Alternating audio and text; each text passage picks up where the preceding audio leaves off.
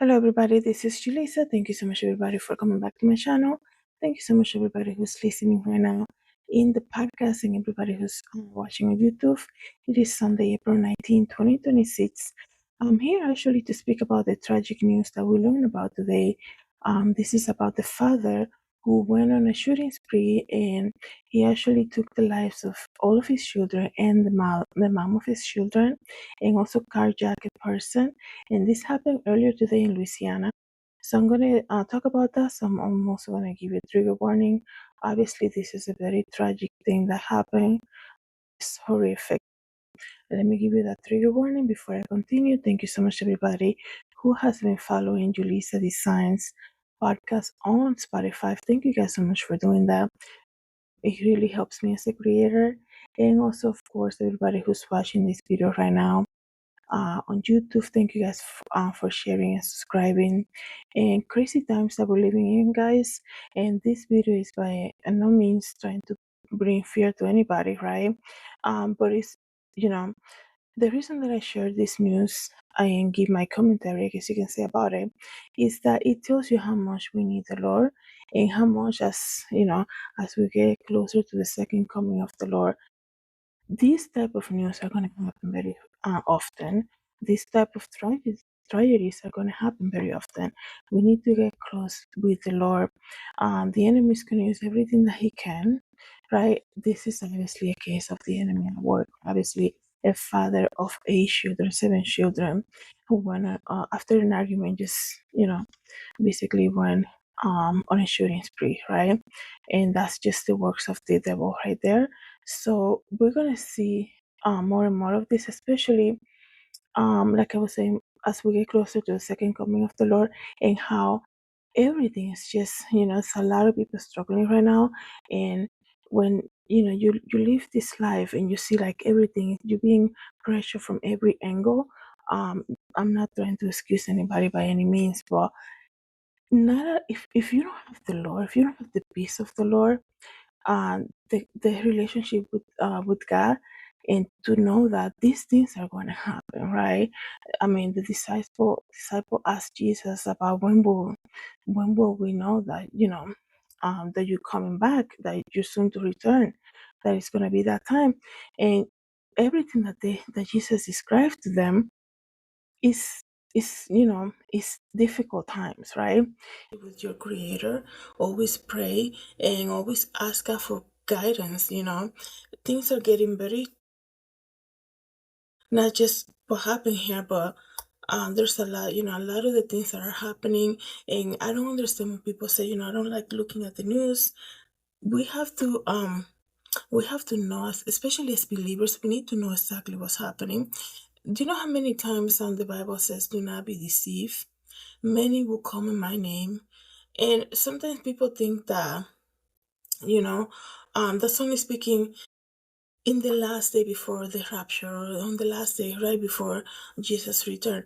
We need to remember that we are so easily deceived. I mean, if you listen to my previous episode, you kind of can understand what I'm referring to.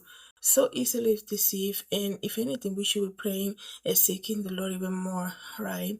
So let me tell you exactly what happened. So it says here that a former Army National Guardsman accused of uh I'm gonna control I'm gonna be a little, I gotta censor some of the words that I may say here. Like I said, former National Guardsman accused of taking the life of his 8 young children in Louisiana on Sunday morning has been identified already, and his name is Shamar Elkins, a father to some of the victims. So he was a father to some of them. He was just 31 years old, a former member of the Louisiana National Guard. He opened fire in the Shreveport during a domestic dispute with his wife, 34-year-old Shaniqua Pug. Um, wow, so they were arguing, and then he just went on a shooting spree against the children. I mean, you can definitely see how the enemy is working, right? The suspect, who was fatally shot by police during the vehicle chase, is accused of taking the life of 8 children, with the youngest just being 18 months old. And I guess there was a police chase right after that happened. A total of 10 people were shot. And the mom and another woman survived the daily rampage. I wonder what was the argument about. Shreveport police said that the pair had an argument at their home that they shared with their children before he went on a shooting spree. One of the women is expected to survive the attack, but the other woman has some serious life-threatening injuries. Excuse me. The police said the horrific ordeal unfolded across 3 different locations. Wow. The first being the 300 block of West 79th Street near Linwood Avenue, was where the children were their life were taken in a home. Yes, I'm trying to read. I'm sorry. It says here just very the home was located near a church, and then Elkins, the dad, then performed a carjacking at that location that led officers to a high-speed chase. That's the chase that they're saying that happened earlier, traveling away to Harrison Street between Wallace Avenue and Bernstein Avenue. And the government says here that he then drove to the third location, um, where he was then shot and killed by the police. The crime scene was described as rather extensive by police personnel. Christopher Bordelon said, "We do believe him to be the only individual that fired the gunshots at this location." The mayor of the city also said that the incident is maybe the worst tragic situation they have ever had in Shreveport. So he said, quote unquote, "So right now we're going to process the information and it's in very good hands." He added, the mayor of the city. And the father who did the massacre had been previously arrested in 2019 after cops said that he fired several shots near high school, according to some court records. And he was charged also with the illegal use of weapons and dangerous um, instrumentalities, I guess weapons, right? And carrying a firearm near a school. He served 30 days in jail after that happened and was placed on supervised release for 18 months. So let me see what else. So this is a guy who had a history of that.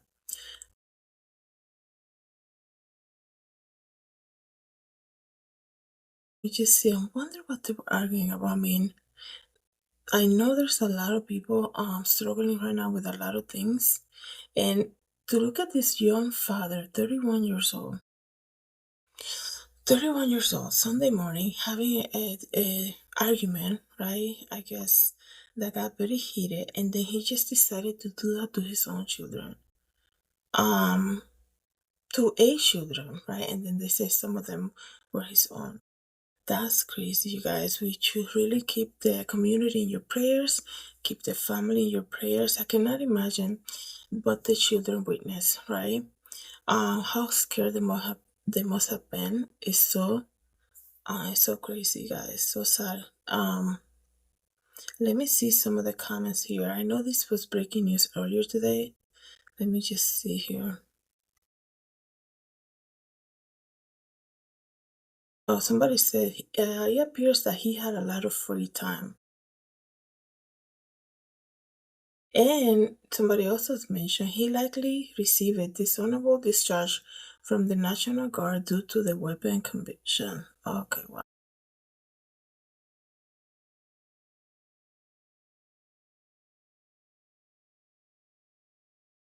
Um, so this means what triggered this guy? That's what I'm trying. They're not really speaking about it.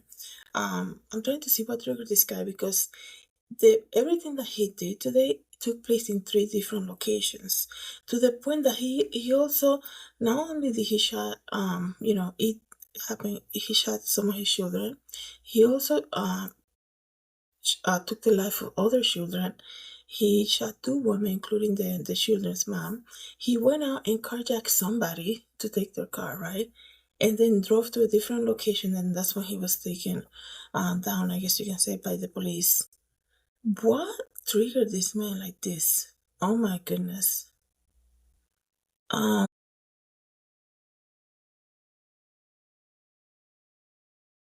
Let me see. Somebody says, and I didn't even think about it until now. Somebody said here, clearly this is a mental health issue. I can't imagine what sort of argument would push a man to do this to his entire family. What I was just saying here. I'm trying to see, you know, because I mean, I can understand, especially with the economy right now. Maybe they were arguing about money, and they have seven children or something like this, and or whatever could have been, right? But to take somebody to that level, just basically complete disregard for human life, and for anybody in his household to do all of that. And like I was saying before, like what triggered him to get to that level, right? And somebody says definitely mental health. Um, Let me just see what else somebody says here. Somebody say horrific. There is so much evil in this world. Eight children murdered, seven of his own. Now the range of evil you must be. The traumatic effects of war are enormous. That's what somebody said. So I wonder if he wasn't even in therapy. Not that that's gonna excuse his behavior, obviously. I mean, it's so sad all around that this took place, so tragic.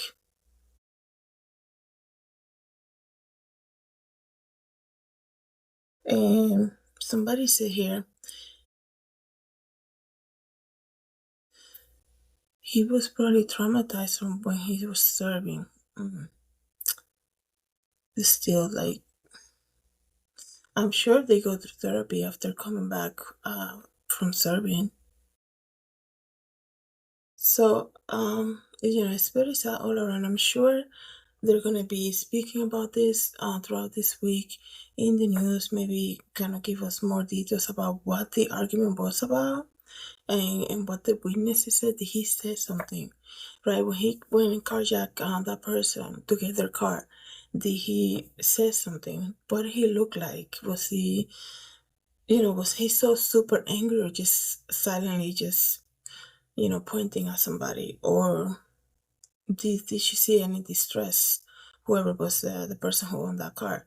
So I wonder, I hope they release more of the details. This is very tragic, guys. Like I said, keep the family in your prayers. Thank you guys so much for coming to the channel. Thank you so much for listening to the podcast. I was just gonna say, let's keep the country in our prayers. Thank you guys so much. God bless.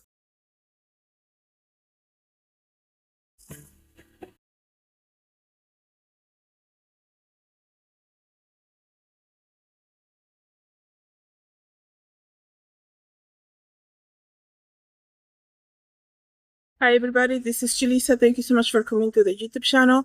Don't forget to share, like, and subscribe. And I hope to see you in the next video. Have a good day, everybody. God bless.